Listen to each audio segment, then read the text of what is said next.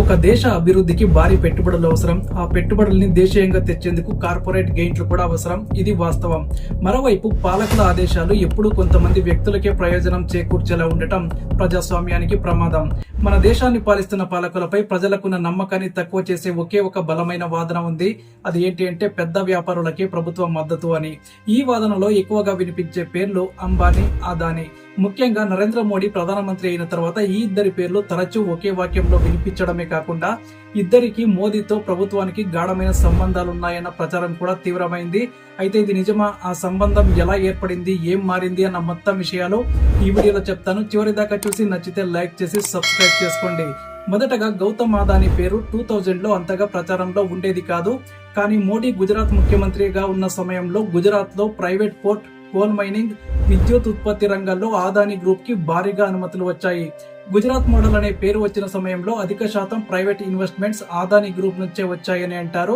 మోడీ విదేశీ పర్యటనల సమయంలో కూడా కొన్ని సందర్భాల్లో గౌతమ్ అదానీ ఆయనతో ఉన్నట్టు వార్తలు కూడా వచ్చాయి.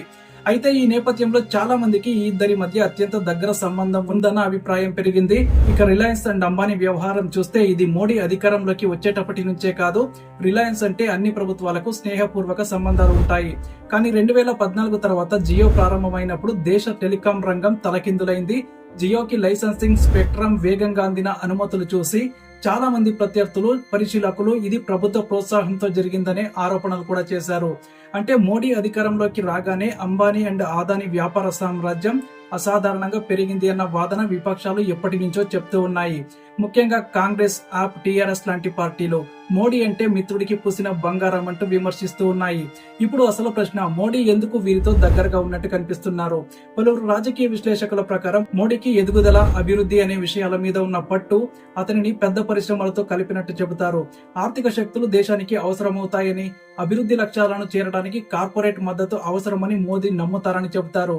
అదానీ అండ్ అంబానీ లాంటి వారు దేశంలోనే అత్యంత వేగంగా పెద్దవాళ్ళైన వారు కావడం, పెద్ద ప్రాజెక్టులకు మూలధనం పెట్టగలగడం, లక్షలాది ఉద్యోగాలు సృష్టించడం, అలాగే ఈ ప్రభుత్వం చూపు కూడా నూతన భారత్ రూపకల్పనకు దగ్గరగానే ఉంటుందని మోడీ భావిస్తున్నారని ఒక వాదన. ఇక ప్రముఖ మౌలిక సదుపాయాల ప్రాజెక్టులు అంటే ఎయిర్పోర్ట్లు, పోర్ట్లు, పవర్ ప్లాంట్లు, వాణిజ్య నగరాలు ఇవన్నీ కూడా ప్రైవేట్ రంగానికి అప్పగించేందుకు కేంద్ర ప్రభుత్వం తీసుకున్న నిర్ణయాల్లో అదానీ గ్రూప్ కి వరుసగా ప్రాజెక్టులు రావడం చూసి కూడా విమర్శలు వెల్లువెత్తాయి. ఇక ఎల్ఐసి అండ్ ఎస్బీఐ వంటి ప్రభుత్వ రంగ సంస్థలు కూడా అదానీ గ్రూప్ లో భారీగా పెట్టుబడులు పెట్టడంపై ప్రజల్లో అనుమానాలు పెరిగాయి. అయితే దీనికి ప్రభుత్వ సమాధానం ఏంటి అంటే ఇది మార్కెట్ ఆధారిత పెట్టుబడి, రాజకీయంగా ఏమీ లేదు అని. ఇక ఒక ఆసక్తికరమైన సందర్భం ఏంటంటే హిండెన్బర్గ్ రిపోర్టు అదానీ గ్రూప్ పై తీవ్ర ఆరోపణలు చేసినప్పుడు ప్రధానమంత్రి మౌనంగా ఉన్నారని విపక్షాలు తీవ్రంగా విమర్శించాయి. మోదీ మాత్రం ఏ విధంగా కూడా ఈ ఆరోపణలపై స్పందించలేదు. దీనివల్ల ప్రజల్లో అసహనం పెరిగింది. ఇక అంబానీ వ్యవహారం, జియో ద్వారా దేశ టెలికాం రంగం పూర్తిగా రిలయన్స్ ఆధీనంలోకి వచ్చినట్టే అయింది. వొడాఫోన్, ఐడియా లాంటి పెద్ద కంపెనీలు కుప్పకూలిపోయాయి. ఎయిర్టెల్ తట్టుకొని నిలబడినా కూడా జియో మాదిరిగా ఆఫర్లు ఇవ్వలేకపోయింది. దీంతో ప్రైవేట్ రంగంలో సంబంధిత సంస్థలన్నీ కూడా ఒకరిదే అయినట్టు కనిపించడం, కార్పొరేట్ శక్తులపై ప్రజల్లో భయం పెరిగింది. అయితే నరేంద్ర మోడీ నిజంగా వారికి సహాయంగా ఉన్నారా, లేక అభివృద్ధి కోసం దగ్గరగా పనిచేస్తున్నారా అంటే ఇది రెండు కోణాల ప్రశ్న. ఒకవైపు దేశ ఆర్థిక వృద్ధికి భారీ పెట్టుబడులు అవసరం. ఆ పెట్టుబడుల్ని దేశీయంగా తెచ్చేందుకు కార్పొరేట్ గెయిన్లు కూడా అవసరం.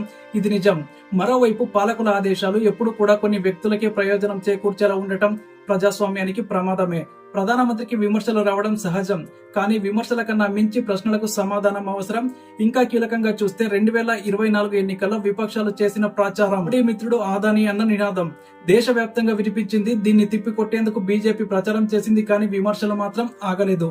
అందుకే మోడీకి అంబానీ, అదానీ దగ్గరగా ఉన్నారా అనే ఒక వాదన అయితే ఇప్పటికీ సజీవంగా ఉంది. అసలైన ప్రశ్న, ఈ సంబంధం దేశ ప్రయోజనాల కోసమా లేక పెద్దవారి లాభాల కోసమా? మీకేమనిపిస్తుంది? కామెంట్ చేయండి.